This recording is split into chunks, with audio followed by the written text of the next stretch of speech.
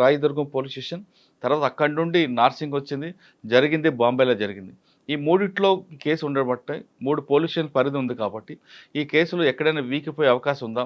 ఖచ్చితంగా పోక్సో కేసులో ఎవరు జానీ మాస్టర్ ఉన్నారో ఆయనకు శిక్ష పడాలంటే కేసు ఎలా ఇన్వెస్టిగేషన్ చేయాలి అనే విషయాన్ని మనతో మాట్లాడడానికి హైకోర్టు అడ్వకేట్ శ్రీకాంత్ గారు ఉన్నారు. ఆయన అడిగి మరిన్ని విషయాలు తెలుసుకుందాం. సార్ నమస్తే అండి.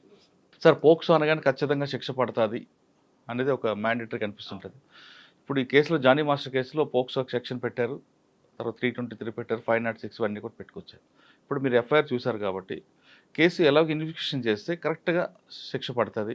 ఇందులో 3 స్టేషన్ల పరిధి ఉంది కాబట్టి ఫస్ట్ రాయదుర్గం 0 ఎఫ్ఐఆర్, నార్సింగ్, తర్వాత ఎఫ్ఐఆర్ జరిగింది కూడా ప్లేస్ ఆఫ్ ఎంపీస్ బాంబే కాబట్టి ఈ టెక్నికల్ ఇష్యూస్ ఏమైనా కేసుని బ్రేక్ చేయడానికి ఏమైనా అవకాశం ఉంటుంది? మురళి గారు, మొట్టమొదటిగా నేను చెప్పాల్సింది ఏంటంటే జానీ మాస్టర్కి శిక్ష పడడానికి అనేది నేను అంగీకరించను. ఎందుకు అంటే చట్టం యొక్క పని ఒకరిని శిక్షించడమో లేకుంటే ఒకరిని శిక్ష నుంచి విమోచనం చేయడమో కాదు, న్యాయాన్ని అందించడం. జానీ మాస్టర్ ఒకవేళ తప్పు చేసి ఉండుంటే అతనికి శిక్ష పడుతుంది. అంతేగాని జానీ మాస్టర్ శిక్ష వేయడానికి ఎలా చేయాలి అనే ఆలోచన ధోరణి కూడా సమాజంలో ఏదైతే సోషల్ మీడియాలో అంతా కనిపిస్తుందో ఇతను శిక్ష పడాలి అనేది, ఆ ధోరణి అనేది కరెక్ట్ కాదు. ఎందుకు అంటే ఇప్పుడు ప్రిన్సిపల్ ఆఫ్ లా ఏ ఒక్క అక్యూజ్డ్ పర్సన్ అయినా కానీ అతను నేరం ప్రూవ్ అయ్యేంత వరకు కూడా అతను గిల్టీ కాదు. అవును, అతను కేవలం నేరారోపితుడు మాత్రమే. కాబట్టి అతను శిక్ష పడిపోవాలి. శిక్ష పడాలంటే ఏం చేయాలి? సమాజం కోరుకుంటే ఎన్ని చాలా కోరుకుంటారు సమాజం. అటువంటి వ్యక్తులు ఈ విధంగా చేయడం వల్ల సినీ పరిశ్రమకు ఒక చెడ్డ పేరు వస్తుంది కాబట్టి కఠినంగా శిక్షించాలంటూ అదర్ సైడ్ పక్షం వినకుండా, అందుకనే మనకు రాజ్యాంగం మనకు ఇచ్చిన హక్కు ఏంటి అంటే ప్రతి ఒక్కరికి కూడా ఫెయిర్ ట్రయల్ అనేది ఉంటుంది. ఈ ఫెయిర్ ట్రయల్ అనేది జరగకుండా నువ్వు తప్పు చేసావు అని చెప్పేసి కన్క్లూడ్ చేయడానికి సమాజంకు రైట్ లేదు. సమాజం తన ఒపీనియన్ ఎక్స్ప్రెస్ చేయొచ్చు. ఒకవేళ చేసి ఉంటే ఖచ్చితంగా శిక్షార్హుడు, ఖచ్చితంగా శిక్ష పడాలి. చేసి ఉన్నాడు అనే ప్రిలిమినరీ ఇన్వెస్టిగేషన్ కానీ రివీల్ చేస్తే శిక్ష పడే విధంగా పోలీసు వారు, ప్రాసిక్యూషన్ వారు తగిన చర్యలు తీసుకోవాలి. ప్రాసిక్యూషన్ లేకునాస్ లేకుండా చూసుకోవాలి. అంతవరకు మాత్రమే స్టేట్ డ్యూటీని చేయాలి. అంతేగాని శిక్ష విధించడము, శిక్ష పడేలా చేయడం అనేది మోటివ్ అవ్వకూడదు. అలాంటి మోటివ్ ఎప్పుడైతే తయారవుతుందో మనం అందరం కూడా, సమాజం కూడా అంటే బ్యాక్వర్డ్ మైండ్ సెట్ మనకు ఉంది అనడానికి అదొక నిదర్శనం. కాబట్టి ఫెయిర్ ట్రయల్ అనేది అందరికీ ఆపర్చునిటీ ఉండాలి. జానీ మాస్టర్ పక్షాన్ని వినాలి. అతను తన డిఫెన్స్ని తను చేసుకోవాలి. ఆ డిఫెన్స్ చేసుకున్న తర్వాత ఒకవేళ ప్రాసిక్యూషన్ వారు కానీ నిరూపించితే అతనికి శిక్ష పడి తీరాలి. ఆ ధోరణిలో మనం ఉండాలి. ఇది నెంబర్ 1. అయితే ఎఫ్ఐఆర్ నేను చూసాను కానీ అందులో పోక్సోకి సంబంధించిన సెక్షన్స్ ఏవి పెట్టలేదు. 376లోనే ఉంది. 376, 323 ఏదో ఉంది, 506 ఉంది. పోక్సో ఇన్వోక్ చేయలేదు. బహుశా పోక్సో ఇన్వోక్ చేయడానికి కారణం కూడా ఎఫ్ఐఆర్లోనే ఉంది. ఇప్పుడు నేను చెప్తే అది మరీ ప్రీమెచ్యూర్ అవుతుంది కాబట్టి ఆ విషయం నేను చెప్పదలుచుకోలేదు. పోక్సోకి అట్రాక్ట్ అయ్యే విధంగా మాత్రం ఆ పర్టికులర్ ఎఫ్ఐఆర్లో ఇంగ్రీడియంట్ అనేది నాకు కూడా కనిపించలేదు. కానీ 2019లోనే 2020లో బాంబాయి తీసుకెళ్ళి తను రేప్ చేశాడంటూ చెప్పింది కాబట్టి అప్పటికి ఆమె మైనర్ కాబట్టి ఆమె మీద జానీ మాస్టర్ మీద పోక్సో వస్తుంది. ఖచ్చితంగా మైనర్ బాలిక మీద కానీ ఒకవేళ ఇలాంటి సెక్షువల్ అసాల్ట్ ఏదైనా జరుగుండి ఉంటే అది పోక్సో చట్టాన్ని కంపల్సరీగా అట్రాక్ట్ చేస్తుంది. కానీ ఇప్పుడు ఇందులో చూడాల్సింది ఏంటంటే లాలో కూడా బహుశా ఇలాంటి కేసులు దొరికినప్పుడు మాత్రమే మనకు ఒక కొత్త ఇంటర్ప్రిటేషన్ని, కొత్త చట్టాన్ని ఇవాల్వ్ చేసే మనకు ఆపర్చునిటీ దొరుకుతుంది. అదేంటి అంటే ఒక అమ్మాయి మైనర్గా ఉంది. మైనర్గా ఉన్న అమ్మాయికి, ఫర్ ఎగ్జాంపుల్ మీ ఈజీగా అర్థం కావడానికి చెప్తాను, మైనర్గా ఉన్న అమ్మాయికి హిందూ వివాహ చట్టంలో పెళ్లి చేస్తారు. పెళ్లి చేసిన తర్వాత సబ్సిక్వెంట్లీ అది డిజాల్వ్ అవ్వకుండా సబ్సిక్వెంట్లీ మెజారిటీ తీరిన తర్వాత కూడా తను కానీ మ్యారేజ్ కంటిన్యూ చేస్తే ఇంకా మైనారిటీలో జరిగిన పెళ్లి చెల్లదు అనే గ్రౌండ్ తీసుకోవడానికి వీల్లేదు. అలాగే ఇప్పుడు మైనారిటీలో ఉన్న ఒక అమ్మాయి ఇలాంటి మైనర్గా ఉన్నప్పుడు పెళ్లి జరిగింది, మెజారిటీ రాగానే రీజనబుల్ టైంలో ఇది మైనర్గా ఉన్నప్పుడు జరిగిన పెళ్లి కాబట్టి ఇది చెల్లదు అని చెప్పేసి తన కోర్టును ఆశ్రయిస్తే ఆ పెళ్లి రద్దు అవుతుంది. కానీ సబ్సిక్వెంట్గా తను కానీ అది కంటిన్యూ చేసి ఒకవేళ ఆ కంటిన్యూషన్ మ్యారేజ్లో ఉండి ఆ తర్వాత ఎప్పటికో వెళ్ళి 4 ఏళ్ళకో 5 ఏళ్ళకో వెళ్ళి నేను మైనర్గా ఉన్నప్పుడు జరిగింది కాబట్టి చెల్లదు అంటే కుదరదు. ఎందుకంటే మెజారిటీ తీరిన తర్వాత కోహాబిట్ చేసింది కాబట్టి. రైట్. సో ఇలాంటిది ఆ హిందూ వివాహ చట్టంలో ఉంది. ఆ లాజిక్ని ఒకవేళ ఇక్కడ కానీ అప్లై చేస్తే, చేయమని నేను చెప్పట్లేదు, జస్ట్ ఒక రీజనబుల్ అప్రిహెన్షన్ని నేను రేజ్ చేస్తున్నా. మైనారిటీలో ఉన్నప్పుడు ఒక అఫెన్స్ జరిగింది, మెజారిటీ తీరింది, 18 ఏళ్ళు వచ్చాయి. ఇప్పుడు ఆ అమ్మాయికి దాదాపు 21, 22 సంవత్సరాలు ఉన్నాయి. అవును. సో మెజారిటీ తీరింది. ఆ తర్వాత చాలా కాలం ట్రావెల్ కూడా జరిగింది. ఆ జరిగిన తర్వాత తన ద్వారా ఆపర్చునిటీస్ తెచ్చుకుంది. ఆ తర్వాత ఇప్పుడు కన్క్లూజన్ ఆఫ్ ఎఫ్ఐఆర్ చూస్తే కాంట్రడిక్షన్ ఉంది. అంటే నాకైతే అలా అనిపించింది. బేర్లీ కంప్లైంట్ చూస్తే మాత్రం నాకు ఇద్దరి పక్షాన్ని, అంటే జానీ పక్షాన్ని వినకుండా ఈ యొక్క ఎఫ్ఐఆర్ని బేస్ చేసుకొని ఇదే జరిగిందేమో అనే అపోహకి నేనైతే రావట్లేదు. ఓకే. అయితే ఆ రీజనబుల్ టైం అనేది లేదు కాబట్టి పోక్సో బహుశా అట్రాక్ట్ అవుతుందా లేదా అనేది అందులో ఆ ఎఫ్ఐఆర్లో ఏదైతే ఆ అమ్మాయి రిపోర్ట్ రాసిచ్చిందో, రిటర్న్ కంప్లైంట్ ఇచ్చిందో, హ్యాండ్ రిటర్న్ కంప్లైంట్ అది. ఆ హ్యాండ్ రిటర్న్ కంప్లైంట్లోది ప్రిలిమినరీగా అవుతుంది. ఓకే. అది పోక్సో చట్టాన్ని పెద్దగా అట్రాక్ట్ చేయనట్టే నాకైతే అనిపించింది. సబ్సిక్వెంట్లీ ఏదైనా సెక్షన్ ఆల్టరేషన్ చేసి వేస్తారేమో నాకు తెలియదు. ఓకే. సెక్షన్ ఆల్టరేషన్స్ జరిగితే బహుశా పోక్సోని ఎలా అట్రాక్ట్ చేస్తారో అనేది చూడాలి. సార్ ఫస్ట్ చేసే వీలైతే ఉంది. ఓకే. రాజేంద్ర నగర్లో ఇచ్చారు. ఇచ్చింది కేసు ఏమో అమ్మాయి కంప్లైంట్ ఉండే రెసిడెన్స్ అక్కడ కాదు కాబట్టి దాన్ని 0 ఎఫ్ఐఆర్ కట్టి ట్రాన్స్ఫర్ చేశారు. అవును. ఇక్కడ ఎఫ్ఐఆర్ ఇష్యూ అయింది, ఆయన కోసం పట్టుకున్నారు. అవును. కానీ ఫస్ట్ జరిగిన అఫెన్స్ బాంబే. ఎస్. ఆ టెక్నికల్గా ఏమైనా డిఫెన్స్ వాళ్ళకి ప్లస్ లేదు, అది కాదు, ఈ కేసులో అవ్వదు. ఎందుకు అంటే జనరల్గా ఏంటి అంటే ఇప్పుడు ఈ కొత్త విఎన్ఎస్ఎస్లో ఇది ఒక లాకునా అనే చెప్తాను నేను. 0 ఎఫ్ఐఆర్ అనేది దాని పరిధిని దాటింది అనేది నా ఒపీనియన్. ఇంతకుముందు కూడా నేను డ్రీమ్లో మాట్లాడినప్పుడు నేను ఎక్స్ప్రెస్ చేశాను. అదేంటంటే 0 ఎఫ్ఐఆర్ అనేది ఒక దగ్గర ఎఫ్ఐఆర్ రిజిస్టర్ అయ్యి ట్రాన్స్ఫర్ అవ్వడం వరకు సమంజసంగా ఉంటుంది, కానీ ఇన్వెస్టిగేషన్ చేయడం అనే పరిధిని ఇవ్వడం అనేది కరెక్ట్ కాదు. కానీ ఈ కేసులో అంటే ఇప్పుడు ఎట్లా అంటే ఫర్ ఎగ్జాంపుల్ గుజరాత్ పోలీసులు నా మీద ఎఫ్ఐఆర్ చేసి ఇన్వెస్టిగేషన్ చేసేసి అరెస్ట్ చేసేసి ఓన్లీ ఛార్జ్ షీట్ వేసి ట్రయల్ చేయడానికి మాత్రం హైదరాబాద్కి తీసుకురావచ్చు. అంటే అఫెన్స్ ఇక్కడ జరుగుంటుంది, వాళ్ళు అక్కడ చేయొచ్చు. సో బేసికలీ గుజరాత్ పోలీసులు ఎక్కడికన్నా వెళ్ళి నన్ను అరెస్ట్ చేయొచ్చు. అలాంటి ప్రావిజన్ ఇప్పుడు బిఎన్ఎస్ఎస్లో సెర్చ్ చేయొచ్చు 185, 173 కలిపి చదివితే. సో ఈ ఇమ్మీడియట్గా వాళ్ళ ఇన్వెస్టిగేషన్ కూడా కంప్లీట్ చేసేసి జ్యూరిస్డిక్షనల్ మ్యాజిస్ట్రేట్ గారి దగ్గరికి ట్రయల్ కోసం పంపించాలి. ఈ ప్రొసీజర్ అనేది అంత సెన్సిబుల్ ప్రొసీజర్ కాదనేది నా వ్యక్తిగతమైన ఒపీనియన్. This number 1. కానీ ఈ కేసుకి అది అప్లికేబుల్ కాదు. ఎందుకు అంటే పార్ట్ ఆఫ్ క్రైమ్ ఇక్కడ కూడా జరిగింది. ఎందుకంటే బాంబేలో జరిగింది, ఇక్కడ జరిగింది, తన ఇంట్లో జరిగింది, హైదరాబాద్లో జరిగింది. కాబట్టి జ్యూరిస్డిక్షన్ అనేది ఇప్పుడు ప్రజెంట్ రాయదుర్గం కాకుండా నార్సింగి పోలీసులకి ఉండే జ్యూరిస్డిక్షన్, డెఫినెట్గా వాళ్ళకి జ్యూరిస్డిక్షన్ ఉంది. పార్ట్ ఆఫ్ క్రైమ్ జరిగింది కాబట్టి.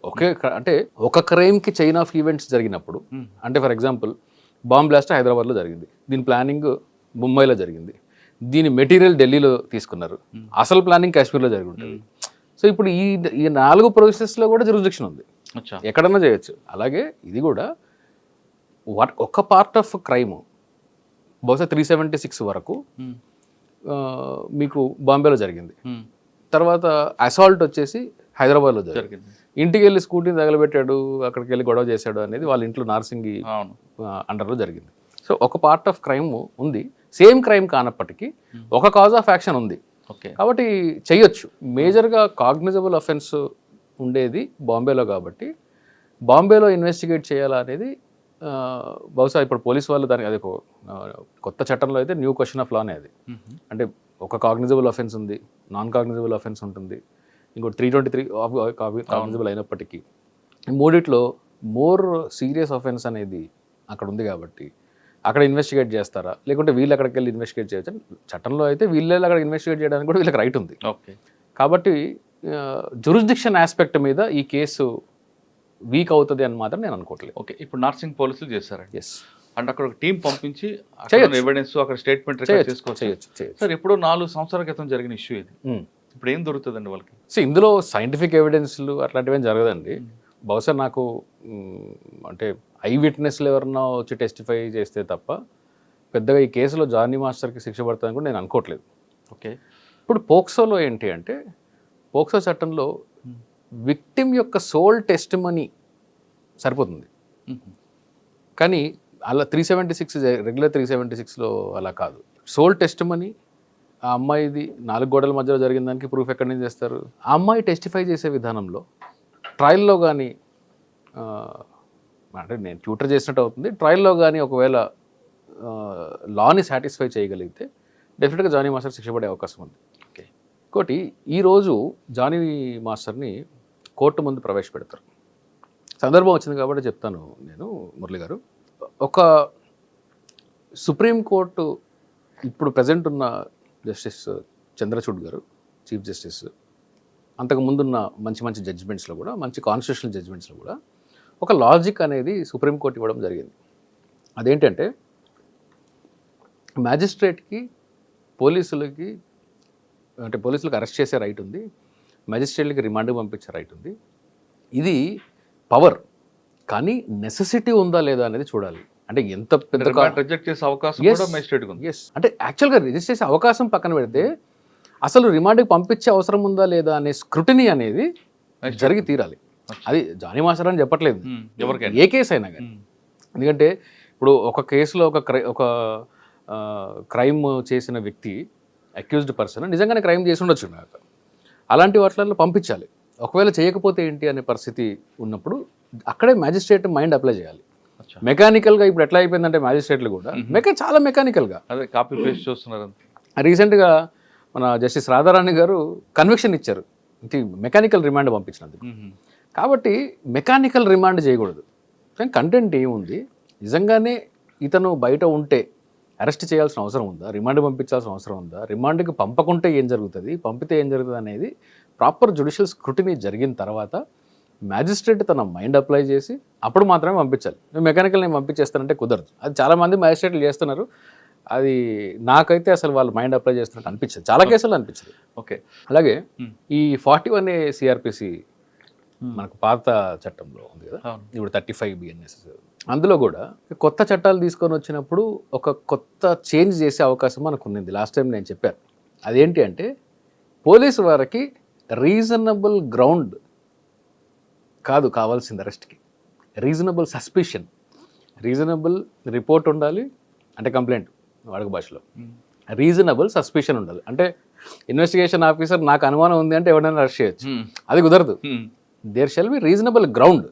రెండుకి తేడా ఉంది. Reasonable ground for arrest, reasonable suspicion for arrest. ఇప్పుడుండే లాలో లాంగ్వేజ్ ఏంటి అంటే రీజనబుల్ సస్పిషన్. అంతకుముందు 41Aలో కూడా అదే ఉంది, రీజనబుల్ సస్పిషన్ ఉంటే అరెస్ట్ చేయొచ్చు అని. ఇప్పుడు కూడా 35లో అదే ఉంది, రీజనబుల్ సస్పిషన్ ఉంటే అరెస్ట్ చేయొచ్చు అని. అంటే ఒకరి అనుమానం మీద నా ఫండమెంటల్ రైట్స్ని కాదని చెప్పి నన్ను జైల్లో పెట్టచ్చు.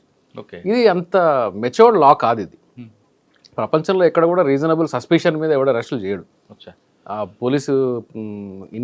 పోలీస్ కస్టడీలు గ్రాంట్ చేయరు, ఇండియాలోనే ఉంది ఇది. కాబట్టి అది అంత సెన్సిబుల్ ప్రొసీజర్ కాదు సార్. చాలామంది ఇప్పుడు 4 సంవత్సరాల క్రితం జరిగిన ఇష్యూని ఇంతకాలం గ్యాప్ ఇచ్చి ఇప్పుడు ఎందుకు తెర మీద తీసుకొచ్చారు అని ఒక విషయం తీసుకొచ్చారు తెర మీదకి. ఈ పాయింట్ ఏమైనా కేసులో ఏమైనా వీకే అవకాశం ఉంటుంది. ఎందుకంటే డిలే ఇన్ FIR అనేది అది అక్యూజ్డ్కి జనరల్గా ఫేవర్ చేస్తుంది.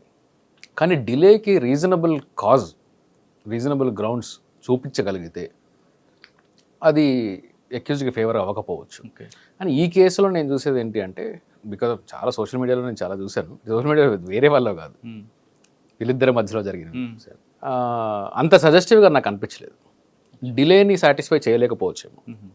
కానీ ఒకవేళ జానీ మాస్టర్ అయినా ఏ పెద్ద స్టార్ అయినా కానీ తప్పు చేసి ఉండుంటే, సెక్షువల్ హెరాస్మెంట్ చేసి ఉండుంటే ఖచ్చితంగా జైలుకి వెళ్ళాలి, శిక్ష పడాలి. ఒకవేళ పోలీసు వారు కానీ, నా రిక్వెస్ట్ ఏంటి అంటే పోలీసు వారికి ఇన్వెస్టిగేషన్లో ఒకవేళ ఇతను నిజంగానే ఇలాంటిది చేశాడు అనేదానికి వాళ్ళు నమ్మడానికి కానీ గ్రౌండ్స్ దొరికితే, మెటీరియల్ దొరికితే ఖచ్చితంగా ప్రాసిక్యూషన్ లేకుండా శిక్ష పడేలా చేయాలి. ఇలాంటి కేసులో శిక్ష పడితే చాలామందికి ఒక మంచి స్ట్రాంగ్ మెసేజ్ అవుతుంది. అట్ ద సేమ్ టైం ఒకవేళ ఏమీ చేయలేదు, మనకు ఇంక్రిమేటింగ్ మెటీరియల్ దొరకట్లేదు అని అనుకుంటే పొలిటికల్ ప్రెజర్స్కి, సోషల్ ప్రెజర్కి వాళ్ళు లొంగిపోయి ఏదో చేయాలి అని చెప్పి మెకానికల్గా ఛార్జ్ షీట్ ఫైల్ చేసి ట్రయల్కి పంపిస్తే మాత్రం అది పోలీసు వారు చేసిన తప్పు అవుతుంది. ఒకవేళ ఇప్పుడు 4 సంవత్సరాల వరకు చేశారు కాబట్టి కంప్లైంట్ ఆవిడ ఏదో మిస్టేక్ ఉండొచ్చు, అంటే అప్పుడు భయపడో చెప్పకపోవచ్చు, లేదా ఈయన ఇంకేదో చేసి ప్రలోభాలకి బెండ్ అయి ఉండొచ్చు. ఇప్పుడు ఆవిడ ముందుకు వచ్చారు. ఇప్పుడు మీరు చెప్తున్నట్లు ల్యాక్ కనిపిస్తుంది. అవి దాన్ని ఓవర్కమ్ చేయాలంటే దానికి రెమెడీ ఏముందండి? లేదా దానికి రెమెడీ మనం డిస్కస్ చేయడం అంత సమంజసం కాదు మురళి గారు. అంటే అమ్మాయి అవుతుంది కదా. ప్రాసిక్యూషన్లో చాలామంది, నేను చెప్తున్నా ముందే, అమ్మాయికి న్యాయం చేయడమా జానీని శిక్షించడమా అనేది కాదు. చట్టం యొక్క పరిధి కాదు, Hmm. చట్టం ఉద్దేశం అది కాదు, నా ఉద్దేశం కూడా అది కాదు. నిజంగా తప్పు జరిగి ఉంటే శిక్షించబడాలి, తప్పు జరగకుండా ఉంటే దానికి ఒకవేళ ఫాల్స్ కేసులో కానీ ఫ్రేమ్ చేస్తున్నట్టు కానీ బయటపడితే దానికి తగ్గట్టు శిక్షలు కూడా ఉండాలి. సో మనము we are in not business of justice as a lawyer, business of law. మేము చట్టాన్ని మాత్రమే గౌరవించాలి, చట్టాన్ని ఇంప్లిమెంట్ చేయాలి, చట్ట పరిధిలో ట్రయల్స్ చేయాలి. అంతేగాని దీనిలో న్యాయం ఏంటి అని చూస్తే చాలాసార్లు న్యాయం వెనకాల పోయి చట్టాన్ని వైలేట్ చేస్తాము, చట్టం వెనకాల పోయి న్యాయాన్ని వైలేట్ చేస్తాం. అంటే బ్యాలెన్స్డ్గా అప్లికేషన్ ఆఫ్ మైండ్తో వెళ్ళాలి. ఇంకా ఈ కేసులో 354D ఉంది.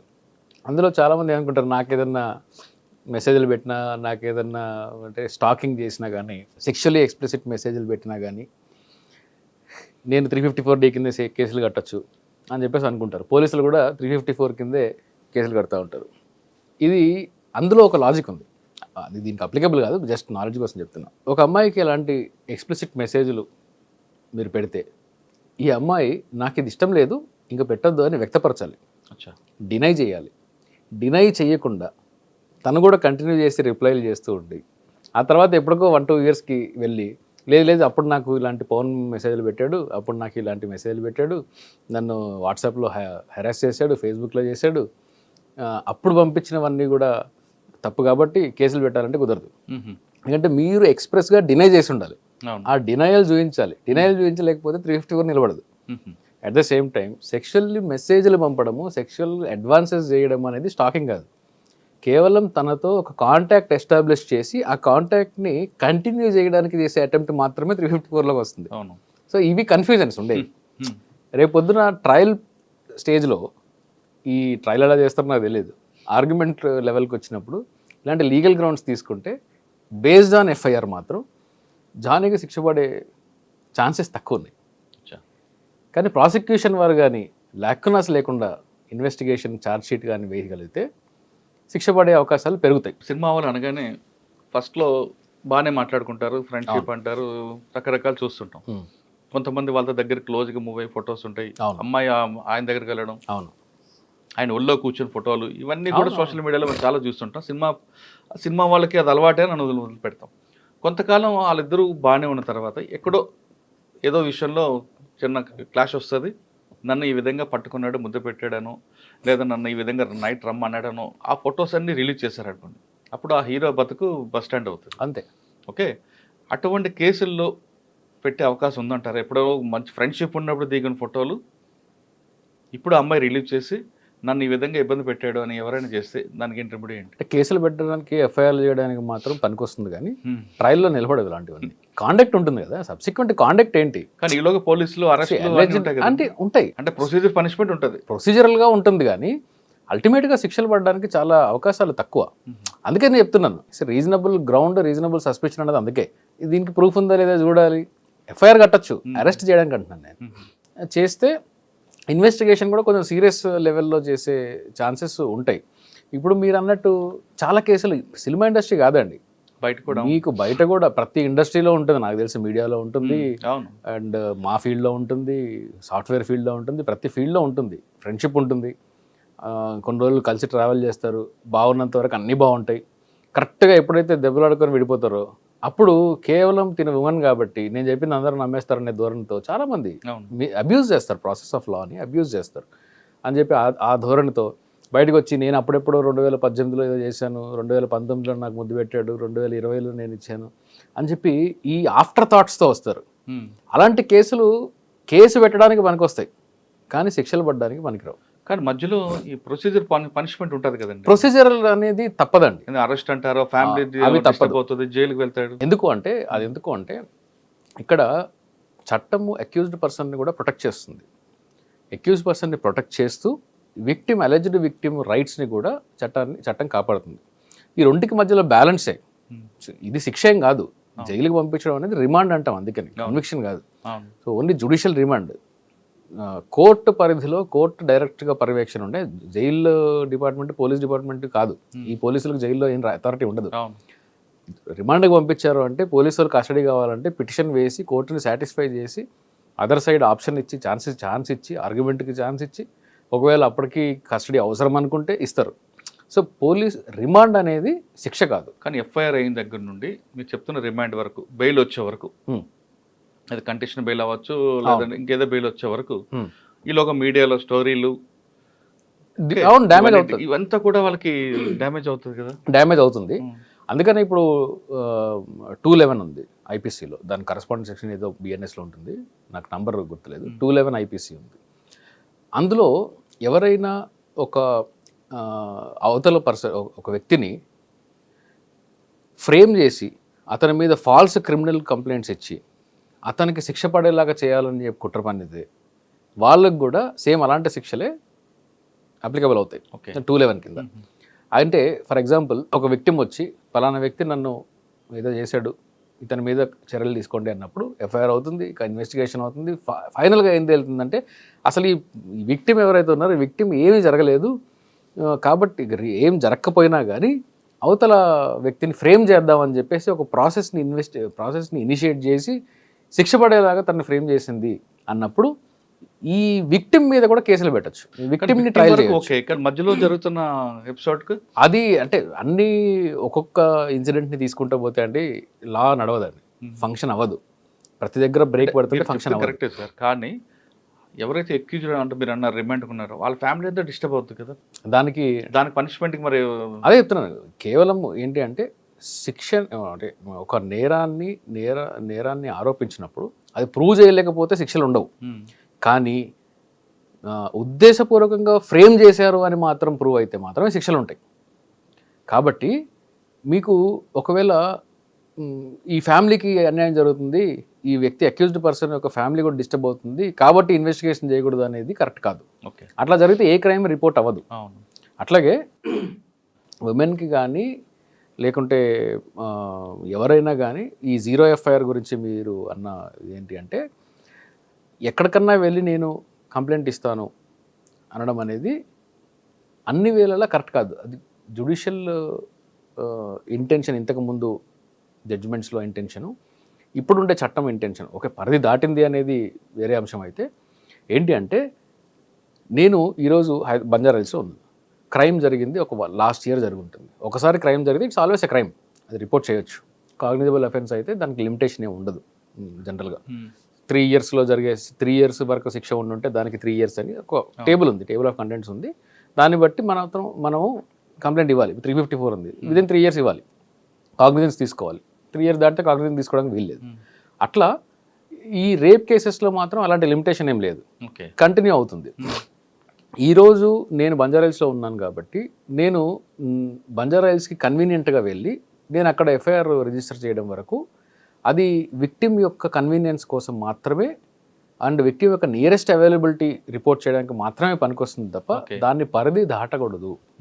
అది అంతేగాని నేను బంజారాహిల్స్లో ఉంటున్నాను కానీ నాకు బేగంపేట సిఐ గారు మంచి ఫ్రెండ్, నేను అక్కడికి వెళ్ళి ఎఫ్ఐఆర్ చేస్తాను ఎందుకంటే బంజారాహిల్స్ వాళ్ళు చేయట్లేదు కాబట్టి అక్కడ నుంచి ట్రాన్స్ఫర్ చేయించుకుంటాను అనే అబ్యూజ్ అనేది జరుగుతుంది. కొంచెం అది ఉంటుంది. ఎందుకంటే జనరల్గా నాకే ఫోన్లు చేస్తారు, చేసి ఏమండి మా లోకల్ పోలీస్ స్టేషన్ రీసెంట్గానే వచ్చింది ఒక కాల్, లోకల్ పోలీస్ స్టేషన్లో ఎఫ్ఐఆర్ కట్టినట్టున్నారండి, మీకు ఏమైనా తెలిసిన పోలీసు వాళ్ళు ఉంటారు కదా చెప్పండి, అక్కడికి వెళ్ళి 0 ఎఫ్ఐఆర్ చేస్తాను అక్కడ నుంచి ట్రాన్స్ఫర్ చేసుకుంటాను. అది కరెక్ట్ కాదు సార్. మన దగ్గర అంటే నేను ఈ కేసు గురించి మాట్లాడుకుంటా, ప్రొసీజర్ పనిష్మెంటే కనిపిస్తుంది తప్ప లాస్ట్ కన్వెక్షన్ వచ్చింది, శిక్ష పడింది ఒక వైట్ కాలర్ రెఫరెన్స్ కానీ ఏదో కేసులో కానీ అది ఆ రేషియో తక్కువ ఉంది, ఈ రేషియో ఎక్కువ కనిపిస్తుంది. ఎందుకు ఉంది అంటే వాస్తవం, అది నిజంగానే వాస్తవం. అది నాకు తెలిసి ఈ ఫైనాన్షియల్ అఫెన్సెస్లో వైట్ కాలర్ అఫెన్సెస్లో వాటిల్లో కూడా పెద్ద కన్విక్షన్ రేట్ ఏం లేదు. కానీ ప్రొసీజర్ పనిష్మెంట్ ఉంటుంది. ప్రొసీజరల్ పనిష్మెంట్ కాదు, ప్రొసీజరల్ హెరాస్మెంట్. ప్రొసీజరల్ హెరాస్మెంట్ అది పనిష్మెంట్ అనలేక అదే పనిష్మెంట్. అది ఈ ధోరణి మ్యాజిస్ట్రేట్స్లో కూడా ఉంది, జడ్జెస్లో కూడా ఉంది. ఏంటి ఫర్ ఎగ్జాంపుల్ 376 90 days దాకా నేను ఇవ్వను, ఇదేంటి డిపాజిటర్స్ యాక్టా 60 days దాకా నేను ఇవ్వను, మర్డర్ కేసా 90 days దాకా నేను ఇవ్వను, ఛార్జ్షీట్ వేసారా వేయలేదా అంటే ఇంత మెకానికల్గా ఈ కేసు అంటే ఎటు కన్విక్షన్ పడుతుంది కాబట్టి వీడిని 4 రోజులు జైల్లోనే పెడదాం. అదే అంటే పోలీసులు కూడా తేనట్లున్నారండి చాలా కేసుల్లో. పోనీ లోపల పంపిస్తే ఆడే ఉంటాడు 14 రోజులు, అదే చాలు వాడికి. ఎటు ప్రూవ్ అవ్వదు కదా, ప్రూవ్ అవ్వదు, నేను కూడా చేయలేదు, నేను కూడా ఉండను, నాకు ట్రాన్స్ఫర్ అయిపోతా కదా, నాకు ఎందుకు లేదు. ఎటు ప్రూవ్ అవ్వదు పాడవద్దు. కాబట్టి ఎందుకంటే వీళ్ళు ఇన్వెస్టిగేషన్ కూడా 4 గోడల మధ్యలో చేస్తారు. ఎన్ని 161 స్టేట్మెంట్లు చూస్తామండి మేము. మీకు ఒకరోజు ఈరోజు ఎఫ్ఐఆర్ జరుగుతుంది, కనీసము ఆ 161 స్టేట్మెంట్ రికార్డ్ చేసే వాళ్ళకి మినిమం కామన్ సెన్స్ ఉండదు. ఈరోజు ఎఫ్ఐఆర్ జరుగుతుంది, ఎఫ్ఐఆర్లో కంటెంట్ ఒకటి ఉంటుంది. ఈయన 2 నెలలకు ఛార్జ్ షీట్ వేస్తాడు, కానీ ఛార్జ్ షీట్లో ఏం చేస్తాడంటే 161 స్టేట్మెంట్ ఎఫ్ఐఆర్ జరిగిన రోజే రాస్తాడు. పోనీ రాశాడు, అప్పటికి నేను రియల్ కేసు చెప్తున్నాను, పోనీ రాశాడు. ఎఫ్ఐఆర్లో ఒక థియరీ ఉంటుంది, అదే రోజు 161లో ఇంకో థియరీ ఉంటుంది. అది ఒకటే రోజు ఎలా చేస్తారు అంటే బహుశా ఇది ఒక 1 మంత్ లేకుంటే 1 వీక్ తర్వాత రాస్తే ఆ కంప్లైంట్ ఇచ్చిన వ్యక్తో విట్నెస్ ఇచ్చిన వ్యక్తో దాని థియరీని డెవలప్ చేసి లాకునస్ని క్లియర్ చేసి ఇంకా ఫర్దర్ ఇన్ఫర్మేషన్ ఇచ్చిండొచ్చు, కానీ అదే రోజు చేస్తాడు. నాలంటోడు ఏం కొడతాడు ట్రయల్లో, సేమ్ డే ఇది చెప్పావు, సేమ్ డే పోలీసుల ముందు ఇది చెప్పావు, రెండిట్లు లేదు కరెక్ట్. మరి డౌట్, బెనిఫిట్ ఆఫ్ డౌట్ అక్యూజ్డ్కి వచ్చిందా లేదా, ఇలాగ పోతాయి. ప్రాసిక్యూషన్ లాకునస్ ఎట్లా ఉంటాయి అంటే చాలా సిల్లీగా ఉంటాయి.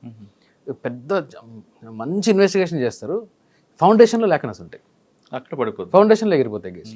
అందుకని అంటే ఇది ఇన్కాంపిటెన్సా లేకపోతే కమిట్మెంట్ లేకపోవడమా, మెకానికల్గా చేయడమా, వాళ్ళకి చట్టం మీద అవగాహన లేకపోవడమా?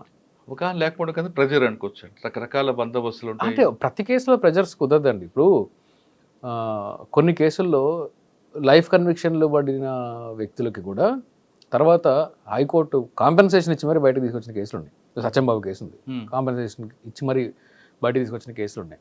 అదేంటి, ఫౌండేషన్లో ప్రాసిక్యూషన్ లాకునస్ ఉంటాయి, చేశారా లేదా అనే సంగతి తర్వాత. ఫౌండేషన్ లాకునస్ ఉంటాయి, ప్రాసిక్యూషన్ లాకునస్, అవి చాలా అంటే చాలా సిల్లీగా చేస్తారు అట్లాంటివి. సార్ ఫైనల్గా చెప్పండి, నేను ఈ కేసు గురించి, జానీ మాస్టర్ కేసు గురించి మాట్లాడలేదు, కానీ ఇటువంటి హై ప్రొఫైల్ కేసులు ఫస్ట్లో చాలా బ్లో అప్ అయిపోయి, అవును అసలు ఆహా ఓహో అంటుంటారు, లాస్ట్కి వచ్చేసరికి ఆ కేసు తుస్సుమంటుంటుంది. అవును, అంటే కంప్లైంట్ అయినా డ్రాప్ అయిపోవాలి, విట్నెస్ అయినా అష్టాలు అవ్వాలి,